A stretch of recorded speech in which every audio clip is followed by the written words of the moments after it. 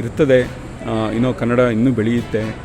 ಕನ್ನಡಿಗರು ನಾವು ಪ್ರೋತ್ಸಾಹಿಸೋದ್ರಿಂದ ಕನ್ನಡಿಗರು ವಾಪಸ್ ಬಂದು ಇಲ್ಲಿ ಕನ್ನಡನ ಇನ್ನೂ ಹೆಚ್ಚಿಗೆ ಇಲ್ಲ ಆ ದೇಶಗಳಲ್ಲಿ ಎಷ್ಟು ಈ ಕನ್ನಡನ ಎಷ್ಟು ಬೆಳೆಸ್ತಾ ಇದ್ದಾರೆ, ನಾವು ಏನು ಮಾಡ್ತಾ ಇದ್ದೀವಿ ಅನ್ನೋ ಒಂದು ಆಸೆ ಇವರಲ್ಲೂ ಮೂಡುತ್ತೆ.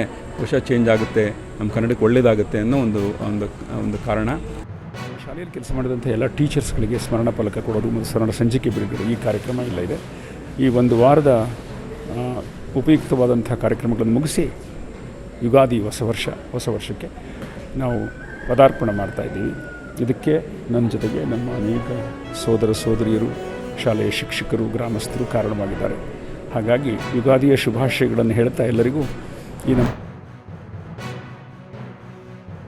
ಕೆಂಗಲ್ ಹನುಮಂತಯ್ಯ ಪ್ರತಿಮೆ ಮುಂದೆ ನಾವು ಇದ್ರ ಬಗ್ಗೆನೂ ಕೂಡ ಹೋರಾಟ ಮಾಡ್ತಾ ಇದ್ದೇವೆ, ಪ್ರತಿಭಟನೆ ಮಾಡ್ತಾ ಇದ್ದೇವೆ.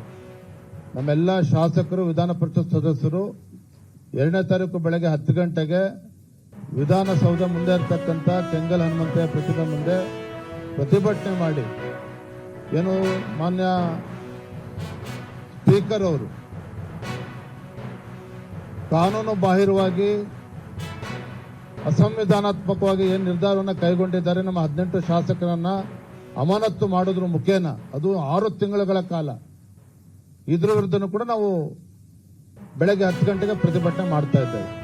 ರಾಜ್ಯದ ಅಧ್ಯಕ್ಷರು, ವಿರೋಧ ಪಕ್ಷದ ನಾಯಕರುಗಳು ಅದೇ ವಿಜೇಂದ್ರ ಅವರು, ಅಶೋಕ್ ಅವರು, ಚಲವಾದಿ ನಾರಾಯಣ ಸ್ವಾಮಿ ಅವರು ಎಲ್ಲರ ನೇತೃತ್ವದಲ್ಲಿ ಆಗ್ತದೆ.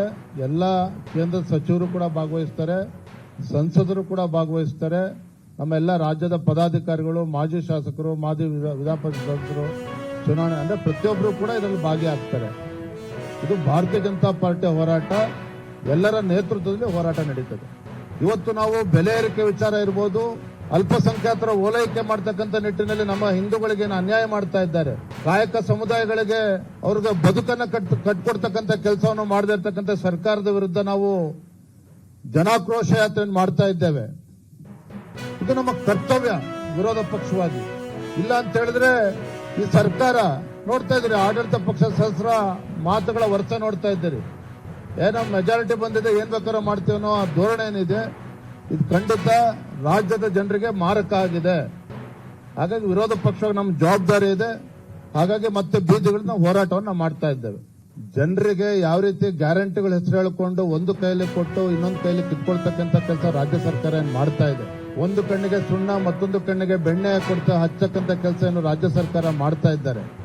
ಇವೆಲ್ಲವನ್ನು ಕೂಡ ರಾಜ್ಯದ ಜನರಿಗೆ ಕಲ್ಪಿಸ್ತಕ್ಕಂಥದ್ದು, ಮಾಹಿತಿ ಕೊಡ್ತಕ್ಕಂಥದ್ದು, ಜಾಗೃತಿ ಮೂಡಿಸ್ತಕ್ಕಂಥದ್ದು ನಮ್ಮ ಕರ್ತವ್ಯ ವಿರೋಧ ಪಕ್ಷವಾಗಿ.